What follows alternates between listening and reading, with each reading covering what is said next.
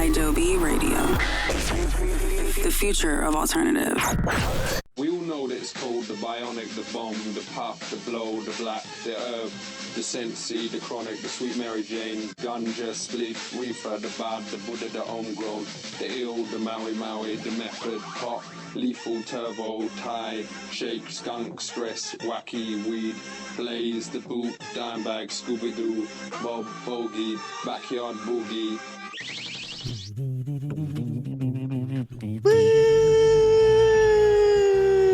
Yeah! It's the Golden Earned Weed Show! That's Tess.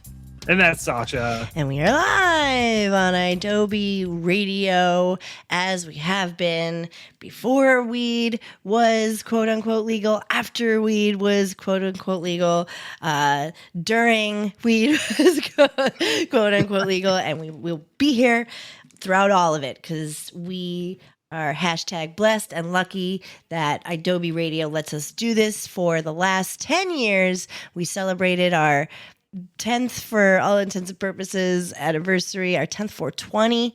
A couple weeks ago, it was a treasure and a treat. And within those couple weeks, a lot has happened. So I'm going to hit my gravity bong, and I'll probably die because I have allergies. But I must do it. I just have to. And while I do that, you can talk about what you're smoking in your Puffco. Well, let's see. I'm still working on that moon bow out of... Ooh, that was good. That was so good. Out of the 710 Labs. Out of my Puffco pivot. Nice. Also, I'm having a little beverage. Ooh, a THC beverage? Yes, this Hundo. It's an Arnold Palmer, little half iced tea, half lemonade, and it has 100 milligrams of THC and 100 milligrams of caffeine. Oh my God. You're going to have a heart attack. Yeah, God forbid. God forbid. I'm going to microdose that one. Yeah. Well, I like this trend that we're seeing of THC and caffeine. Like, I like this. I think this is a good mix, but we have to be careful. Oh, yeah. Yeah. Definitely be careful. I mean, okay, so I smoke cannabis all day and drink coffee. So True. Combining them into one drink streamlines the process. Sure does. And if you do it in a good way, or in a microdosy way, it won't mess you up. Like, I find, and it's actual caffeine. It's not THCA or V, rather. No, it's actual THCV. It's actual caffeine. I love that. I want to try that. I'm seeing this trend in edibles too, with caffeine and B12 and other things for energy. Ooh, B12. Well, remember I got that edible that I was like, oh, there's caffeine in this, but it didn't say the milligrams. So I was like looking, and it wasn't caffeine. It was THCV. So it just said caffeine. Yeah, I remember that. Yeah, I remember that was weird. We were looking. That was weird. And then I did have that other drink by St. Ides that had 1,000 milligrams of THC and 500 milligrams of THCV. You got that at your dispensary? It was a sample. Oh. So. And that one had me buzzing. Buzzing. I was buzzing, mate. What? Okay. Yeah, fancy gravity bong. Yes, where this costs money. And we used to, in our day, use like a 7-Up liter bottle. Oh, yeah. Like a 2-liter bottle.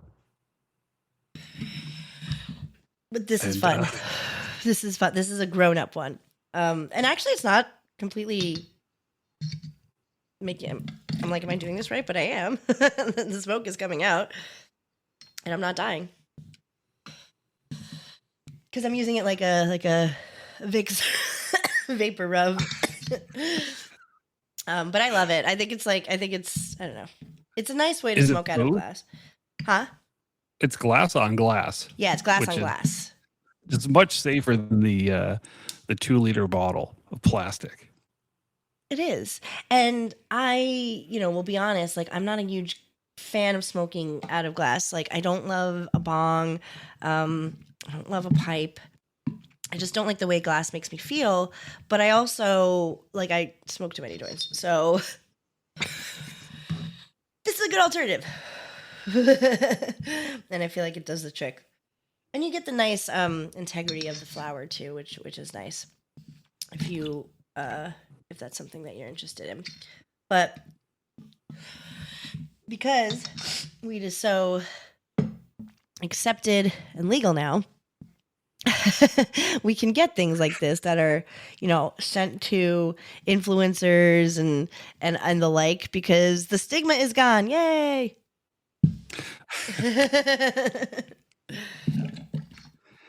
Is now it though? We can live freely. Yay! Yay! Everybody's out of jail. Yay! Because Donald Trump rescheduled weed. Yay! Just kidding. None of that is true. Except for the rescheduling part, but it doesn't mean what you think it means, and that's what this show is going to tackle if we can. We'll try to be organized about it, but we'll probably go off on tangents because that's what we do. It's more complicated than just a wave of his tiny hands to make it legal. I don't even want to play the press conference. I don't want to play it. I don't want to hear his fucking stupid voice. But we can go through a timeline of the rescheduling process from start to now. And then we're going to talk about what it means for companies, what it means for medicinal companies, what it means for corporations. And then in the next segment, we're going to talk about what it actually means and what it could mean. So it's not going to be a really angry show, but we do want to set all of the records straight, so you're not just like thinking this is like we're home free. Not you, the proverbial you, the royal you. TS knows that it's because he's part of the show. So let's start back in December? Yes, on December 18th, 2025, President Donald J. Trump signed an executive order directing Attorney General to initiate the process of rescheduling marijuana from Schedule 1 to Schedule 3 under the Controlled Substance Act. This action was aimed at accelerating the move to Schedule 3 and designed to increase medical research and ease restrictions on cannabis-derived products. Yes. So Schedule 3. Schedule 3. What else is in Schedule 3? Schedule 3 are things like ketamine, anabolic steroids, certain codeines that might be over the counter, and now cannabis. And now cannabis. Still controlled. Still controlled. Still scheduled. Still scheduled. It is not legal under federal law. Still, just so you know. Right? Yes, it's not federal legalization. Right. You're still scheduled. It does recognize weed as having a medicinal effect, right? A legitimate medicine. Yes. It's finally the government is admitting that cannabis is medicine. They're trying to target the benefits, move to facilitate research, improve access to CBD products, and allow state licensed medical marijuana companies to deduct business expenses on their federal taxes, bypassing IRS Section 280E that we've talked about in the past. Mm-hmm. Yes. So the good, right? It quote unquote legitimizes medical cannabis in the 40-ish states that have adopted legalization or medicinal cannabis. And like you said, it sets up an expedited system for state licensed medical cannabis producers to register with the DEA. Great. And cannabis researchers are a little more free. They can obtain state licensed cannabis to use for work. It can, like you said, deduct businesses on their they could do their federal taxes, and any cannabis derived medicine that is approved by the DEA or by the FDA is also listed in Schedule 3. So the government is involved now with cannabis fully. Right? Fully, yeah. They are they're all in, as they say. And as it were. I'm talking like this because I know I get confused a little bit as well. I know the bad, but I'm trying to get through like the good without being overly Pollyanna, but I also want to be realistic. It is nice that we can hopefully get some research out of this, that we can get some it's great to hear that it's federally recognized as medicine, even though okay. But like it is, that's great. Maybe doctors and so on can prescribe it for different ailments and so on and so forth in the 40 states where medicinal cannabis is recognized. In those other states, there's a couple of states only that ban cannabis outright. You have your Kansas, you have your Idaho. They say, fuck no, get that shit out of here. We don't want any part of it. But the rest of them have a CBD oil for medical use thing, or they have some capacity of medicinal cannabis is there. You could see maybe it's really difficult to get your medical rec card. Maybe you have to really be sick. That's how it was in New Jersey for a very long time. New York as well. They just eased up the restrictions on that a few years ago. Now it will be not too difficult to get yourself. Hopefully, this is the hope that if this goes the way it goes, medicinal cannabis will be more accessible for the vast majority of Americans, right? Yes. This is true. Also, Trump ordered Congress to ensure safe access to full spectrum CBD products, while at the same time they are concerned with the hemp derived high THC hemp products. I am concerned about those things as well. Yeah, I mean, which have gone because of the Farm Bill in 2018. Actually, were almost unregulated at all through all 50 states. So that was another conundrum that they're trying to fix or control or regulate at this point. Right. Within that rescheduling. Yes. So let's see so that was December.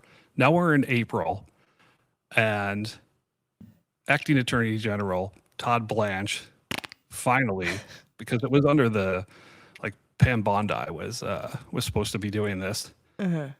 Who knows what she was doing?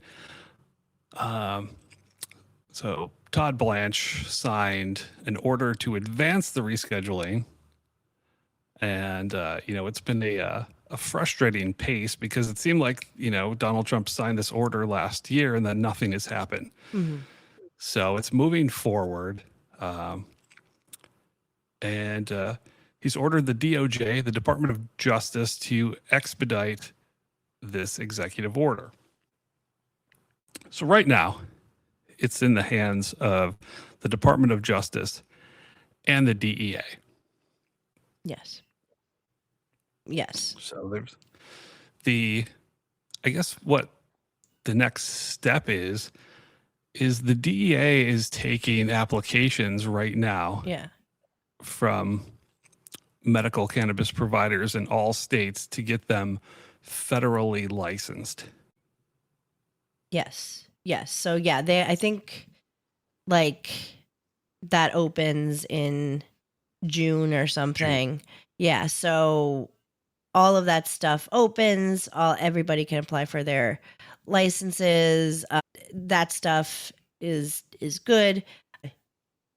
They will. I guess this week they did issue guidance to those guys about the taxes and all that stuff. I think the portal is opening, or it opened last week or something. The medical marijuana dispensary registration portal. You can go there and do your thing, and there's application fees and submissions and all that stuff. It'll be expedited, and then by June you'll be able to see these things kind of take effect. They are also, it's worth noting that the rescheduling proceedings in June will also address whether all cannabis, not just state licensed medical cannabis, should be rescheduled to Schedule 3. Because just a reminder, it is not. That means your recreationals, right? It's different in each state. You have your medical dispensaries, you have your recreational dispensaries. In California, they're one and the same. New Jersey, everything is one and the same because it all grew at the same time in certain ways. But all cannabis is not scheduled to Schedule 3. This applies to medicine, right? Strictly medical cannabis. You know, while it is a significant shift in federal policy, it does not remove all federal restrictions. Yes. And, you know, this is going to be challenged legally in every single state for sure. Yes, for sure. Yeah. I mean, every state there's still states that don't want this. Whatever. There will be, and then there's because most if not all states before you had recreational cannabis and things that weren't state licensed, or I guess everything was that's the thing, everything's state licensed already. But like, I guess now, what is there going to be like? There's not going to be like different dispensaries, right? That's a good question, and I was thinking about this too. Because, like, okay, just California, you were saying, in many states, New Jersey, New York, it is the shops are one and the same because it was initially medical, and then we were allowed to convert to adult use, and also all of the products are tested the same. It's mostly the same products, except there's a few products that are medical only, and that's only because of dosages. Right. So it's the same building. Yes. We're under the same umbrella. Same testing. Taxes are slightly different, and that is based on whether you have a medical recommendation or not. But you know, there's some states like Florida that's just medical. Mm-hmm. So would they have to open a separate shops for adult use in Florida? Right. Just to keep all the paperwork and the products and everything separate, or is it going to be like a nightmare accounting in California because it's all the same? And if there's two different, where you're a medical operator and then suddenly you get your tax relief, but you do both. So you're going to get tax relief based on the amount of medical patients you actually have versus the amount of recreational users you have because you're under the same roof. I mean, they're going to have to figure that out somehow. Exactly. Like that makes it a little confusing because you do have a place like California where, it wasn't as beneficial to not have a medical card, right? Like you always want your medical, because just as a patient, you do get your taxes and you can purchase more and there's less limits and stuff like that. But then there's like a place like, Ohio that did have Ohio was California's Prop D in 1996. It was just everything was everywhere, all the time. I'm sorry, not Ohio, Oklahoma. Sorry, Smokelahoma. Like that was kind of the Wild West-ish when it came to medicinal cannabis. The way it was in California, where you joked that you had glaucoma or whatever, and you got your card because it was so hard to get access to cannabis. It was a little bit like, you had your doctors that were on Venice Beach or like in Amoeba or whatever, and like they would write you your script and you would be good to go. It's the same kind of like process, but I haven't renewed my rec in years. So, will this incentivize me to do that in New Jersey or New York? Will I want to apply for a rec here?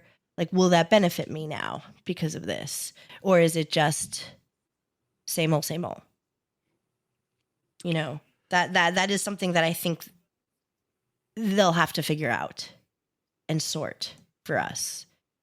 Right? Yeah. I think the discussions on adult use are coming and kind of should have been addressed before Donald Trump made this announcement. Mm-hmm. But I think we're I want to say we're almost there, but we're not quite there. I'm hopeful. I don't know. In a minute, we'll talk, we'll take a break. We'll talk about what my gripes are and why. And there's like a couple of them and they branch out a little bit. But I just wanted to get through what the actual facts are. We can also think about exporting, importing, shipping. How you can get your medicine state to state. You can get a pharmacy to deliver your medicine to you and ship stuff like that. So, California has passed laws with interstate stuff or intrastate stuff. But we are closer to figuring out, across state lines. So if you have a great medicinal cannabis company and you want to get your medicine to somebody out of state, maybe there's a way for you to do that, right? Like Express Scripts for cannabis. Yeah, that's going to be happening with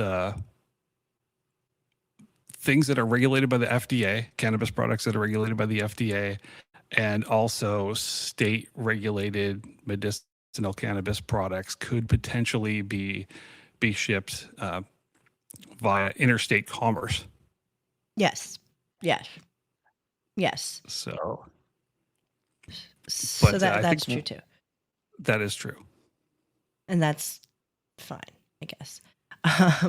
So that's where we are. It's still kind of murky in terms of like what is happening, but we know for a factual that cannabis is being recognized as something that is beneficial medically by the government. We know that the DEA will be very much involved in the licensing and basically they're going to be like the dealers of medicinal, like they're going to be the gatekeepers or the middleman of medicinal cannabis. So luckily for big weed companies, they have a government who prioritizes corporations over people.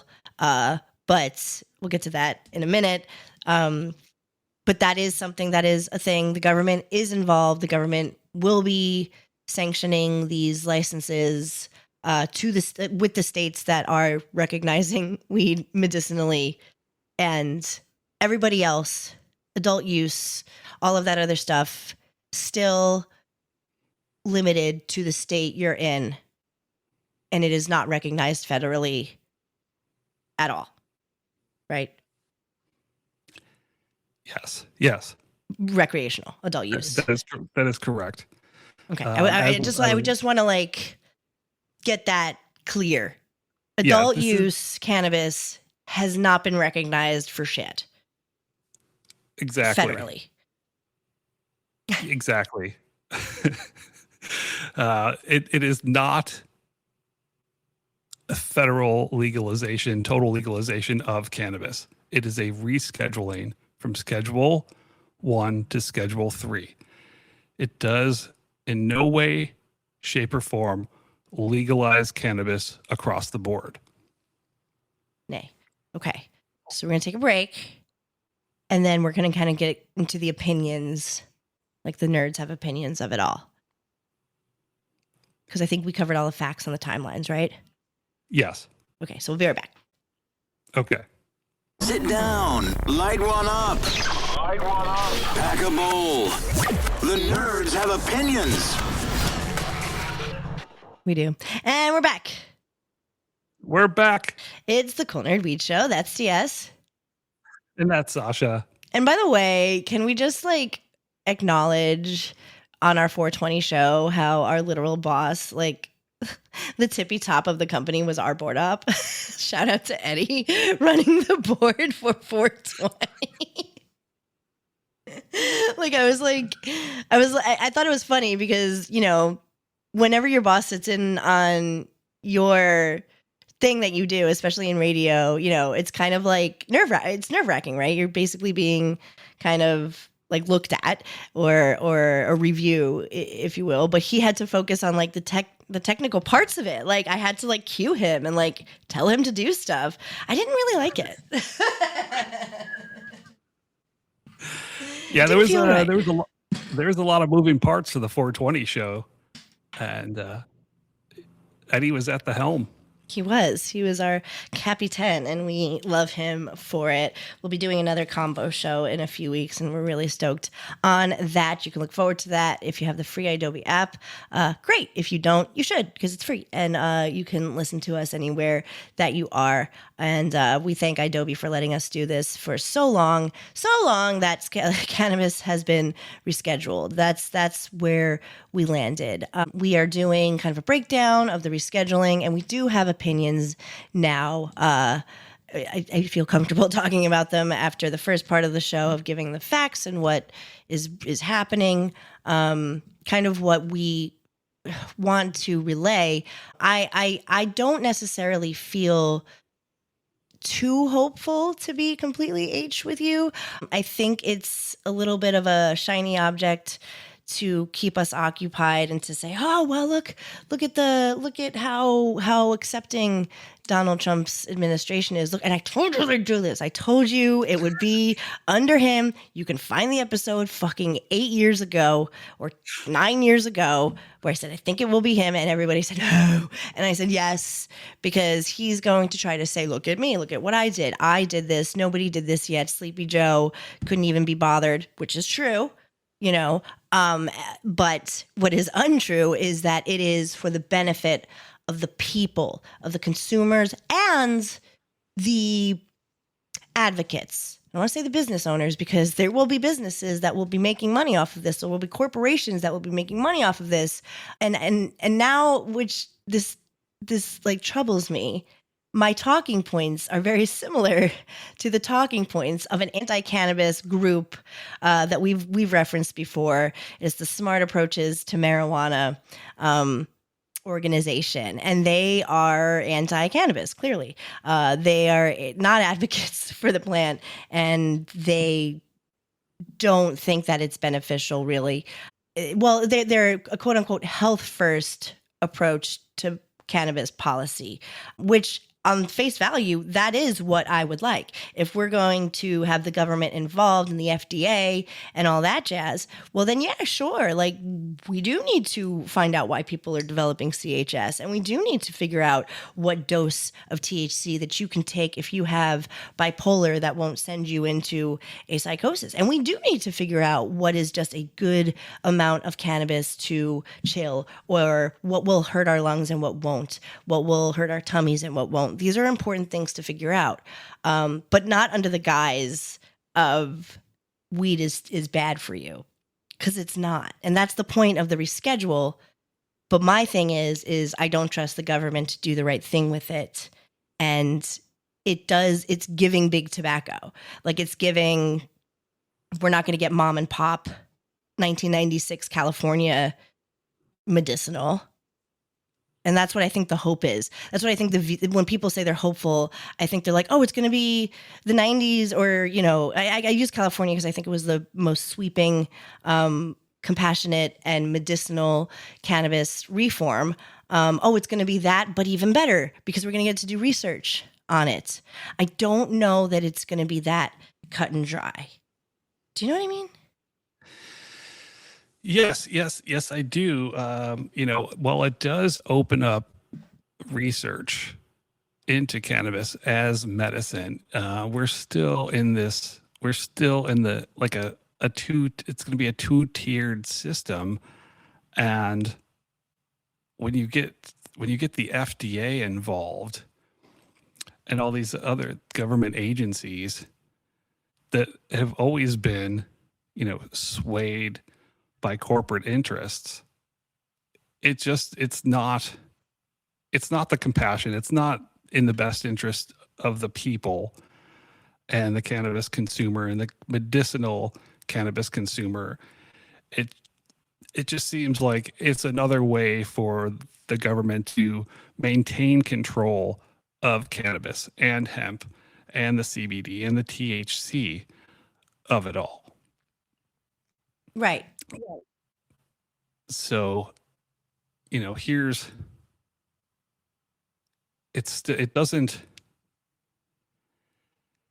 doesn't fix like banking or interstate commerce or expungement of records, but here's a thought. So, some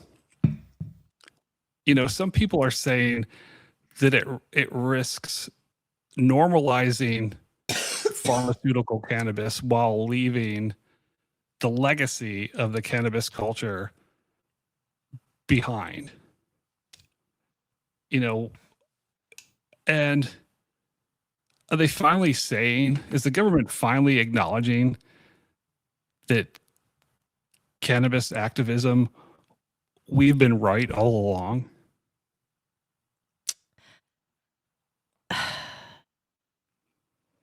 It is saying that we were right all along. It is saying, like, Rick Simpson, for all of his flaws,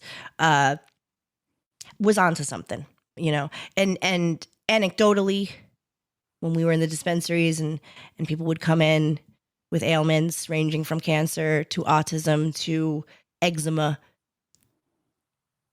cannabis helped, and they couldn't explain it because there was no research. So doctors would say, oh, you just disappeared. We don't know.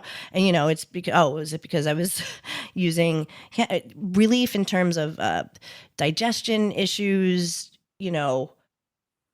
There's so many doctors who aren't willing to acknowledge cannabis because of its federal illegalization and because of the stigma and because of Big Pharma. Big Pharma makes a lot of fucking money, and it makes a lot of money for lobbyists, people in the government, people who are CEOs of corporations make a lot of money off of Big Pharma. So that brings up, who will actually benefit from rescheduling cannabis? The patients, legacy operators, or large corporations? The hope, right, is that, like, I was reading an op-ed on Marijuana Moment that was like, oh, the Department of Housing and Urban Development, they maybe this will loosen up the use of, because I think, pretty sure NYCHA in Manhattan, they say, no, you cannot smoke cannabis in our buildings, which is crazy, right? So those kinds of things, the hope is that, oh, maybe not because it's medicinally recognized, or, oh, maybe as a legacy cannabis operator who's been providing medicine for many, many years, you get a tax break. Great. And even those who have a bigger piece of the cake, the corporations, even they can benefit. They're usually struggling, and they can get their foot in the cannabis world. But my feeling is that no, is that it will become big pharma or big tobacco. And again, I don't want it to seem like I am those, fucking squares over at Sam.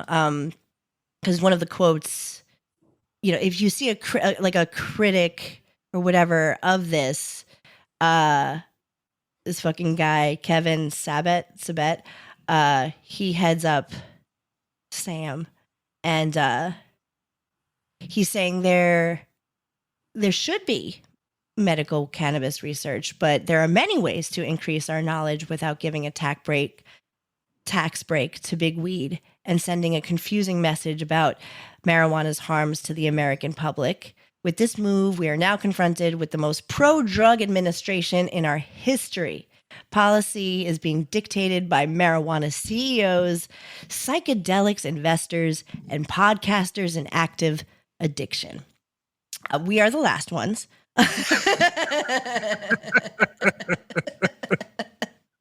Present. Here. Which, like, obviously, yeah, he sounds like a huge fucking square. But while I think that's an extreme take and like let's do this the right way, guised with some evangelical values there. I do think Kevy is onto something there. That's not about the harms. That's not it. Because I don't think that there is a confusing message. I think we had an unregulated CBD and CBD-derived product market, and that's how people are getting sick. I do really think that. I fully think that it is not regulated adult use cannabis that's making people ill, and I do think there should be more research on how we can make people feel healthy and better with weed. Yeah. And this is the way to do it. This is the way to do it. I just don't like big weed feeling emboldened or empowered in any way. I don't like the fact that you have this substance that has been used as a tool in the quote unquote war on drugs, which I always say, we know what war on drugs it was. It's a class war and it's a race war. That's what it is. It's been used and manipulated to arrest people of color and to keep them in jail. And we mentioned this on our 420 show. There's people sitting in jail right now. There's people with marks and pox on their records because of a substance that we're now saying has medical value. That grosses me out to a degree that I can't even fully put into words. Social equity, people who have done their time or who have gotten out and wanted to start businesses. There's so many states who have medical programs in effect. Well, there's a few states, not so many. There's a few states that have medical programs in effect that don't acknowledge expunging records or don't acknowledge any sort of social equity helping those who have been affected by this complete bullshit prohibition that we've had for over 100 years. Nothing. There's nothing. It's just waving a magic wand and getting a tax break to a big corporation. And I don't like that. That's horrible. There's not even a mention of social equity, expungement of records in the DOJ press conference, in the Donald Trump press conference. Anytime it's even mentioned that cannabis is moving from Schedule 1 to Schedule 3, there is zero acknowledgement that there are people still incarcerated for cannabis. And it doesn't mention that they're going to fix this at all. No. One bit. With the rescheduling. It's almost like they're saying, oh, the biggest issue with weed was the taxes. You know what I mean? Yeah. And while of course nobody likes paying all these taxes on their weed, because the government's so fucking dumb when it comes to everything, but especially cannabis. Like, I don't think there's an understanding at all of what those who advocate for safe access and use and medicinal and all of that stuff. There's no acknowledgement for the quote unquote culture. It's, you know, it looks like yay research onward.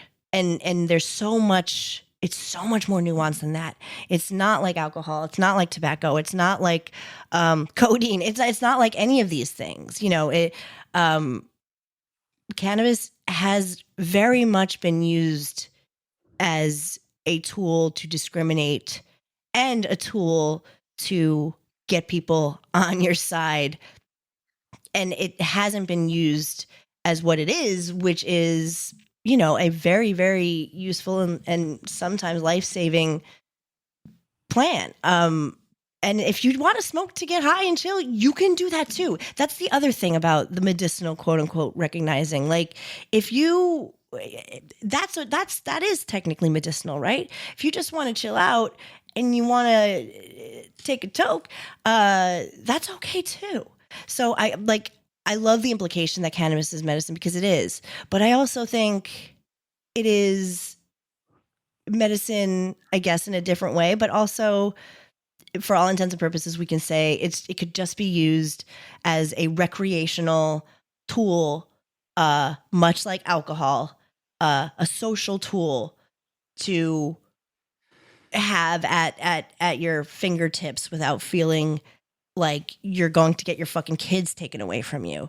That doesn't acknowledge that so much. And that does give me a little bit of concern. You know, what if I don't have a thing to that? What if I don't have an ailment that's going to get me my medicinal card and I live in a state licensed medicinal place? You know, what if I'm in Florida or whatever the fuck, and I don't have the right fucking, you know, anxiety disorder, or I don't, God forbid, have cancer, and I can't get my, you know, what then?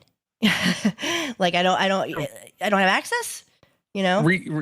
Rescheduling does not change or give cannabis like personal freedom. It doesn't change exactly your personal freedoms. That, you know, the Republican Party likes to speak about personal freedoms and choice all the time. But yet, you know, when it comes to cannabis, they don't want us to have personal freedom and autonomy over our bodies, what we can and can't do with them. Exactly. That's exactly the term that I was trying to look for, is personal freedoms. This has nothing to do with that, including the personal freedoms of those who were and are incarcerated and who could use some personal freedoms when it comes to cannabis, bodily autonomy. They don't want that in any way. I think we were in the middle of these big multi-state operators really pumping up their muscles. I think because the culture and the cannabis community is strong and loud, we were fighting against that. I mean, we've been doing this for a decade. This is why we started the show, is so that the culture and advocacy doesn't go by the wayside, so that veterans can smoke weed and not worried about getting kicked out of the VA. All of those things, you know? Did it mention that? I guess so, because it's going to be Schedule 3, right? So now it's okay. I'm genuinely asking. I don't like. Do you know what I'm saying? There's so much stuff to think about that they didn't. Yeah, veterans might be allowed to be prescribed the federally classified cannabinoids, the CBDs, because of this rescheduling. Mm-hmm. Yeah. Veterans should see some beneficial effects within the VA system. You know, Donald Trump was also talking about, you know, seniors being able to get CBD products and have them covered through Medicare as well. So, you know, seniors and veterans who are within the government medical system might be able to get certain products that are FDA approved. Right. but it doesn't mean that they're going to be able to get flower and just smoke flower, which we know is one of the most effective ways to consume cannabis as medicine. Yes. Yes. Yes. So, yes. Now we're in this like waiting phase, this like interim phase where both big weed companies like interstates or multi-state operators who, you know, don't really do right by the culture at all.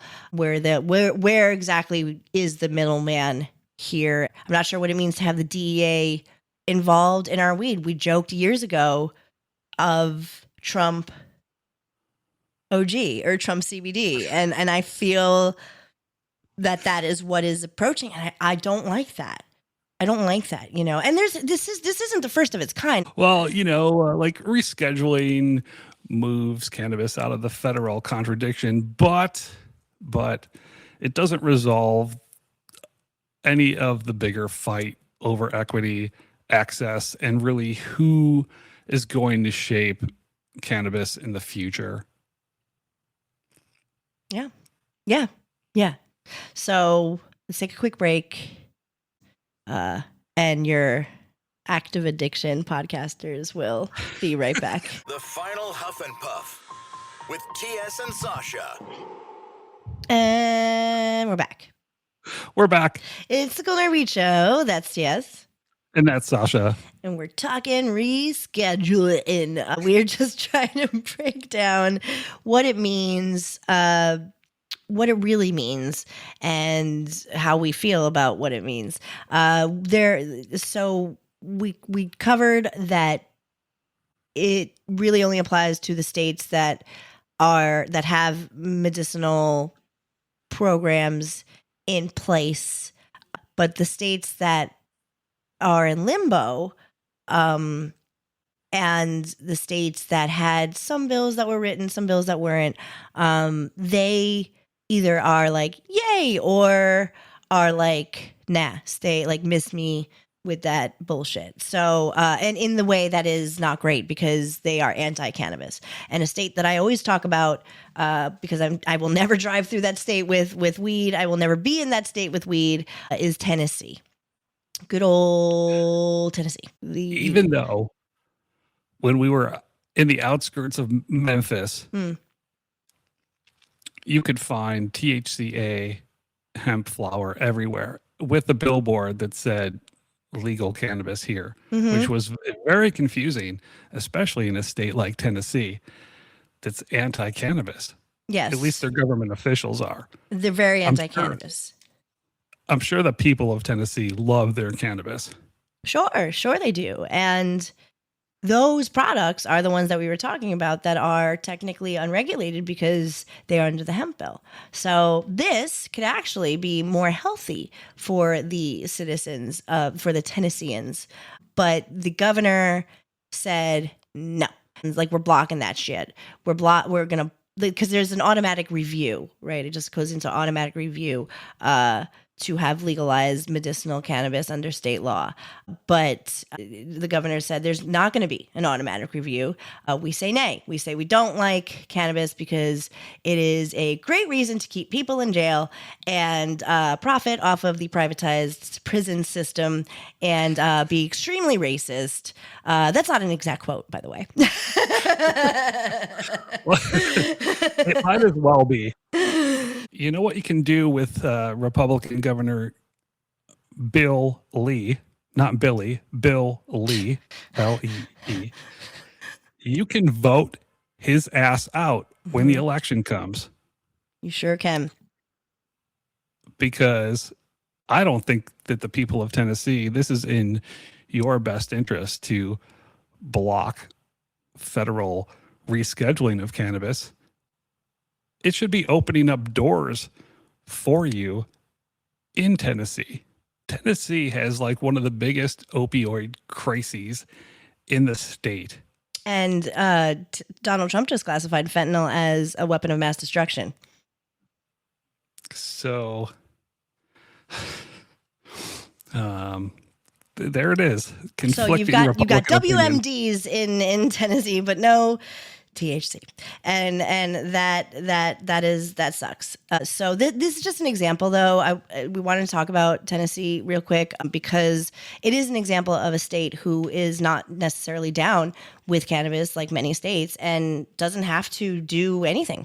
They don't have to because it's still not federally recognized as a legal thing. You know, it was taken completely off of the classification and made legal all across the board. You probably would have states that would, you know, like everything comes down to jurisdiction and all that stuff like that. But it sure would be more accessible, and it wouldn't be illegal, and you wouldn't be doing something that is against the law by consuming cannabis, medically or not. So that's like blocking medical cannabis in your state is so foul. It's just so foul.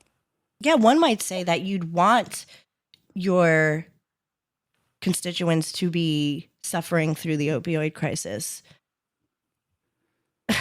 That's kind of what you want as a governor, Governor Bill Lee. Do you like that? Do you enjoy your constituents, your taxpayers? Do you enjoy seeing them put out by the opioid crisis and the lack of access to medicinal cannabis? It seems like you do. It seems like you're pro harm. That's what it seems like. So we have a lot to go. We have a long way to go. There's no way that this is cut and dry. There's no way this is settled. It actually, in my opinion, causes way more confusion and issues than we had before, which is a shame because we already had so many. So I don't really feel so great about it. I'm glad it's in the conversation. I'm glad it's being tossed about. You said you feel hopeful. So good for you.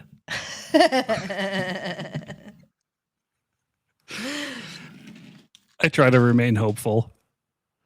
Okay. It's better for my overall well-being. Okay. Well, that's nice.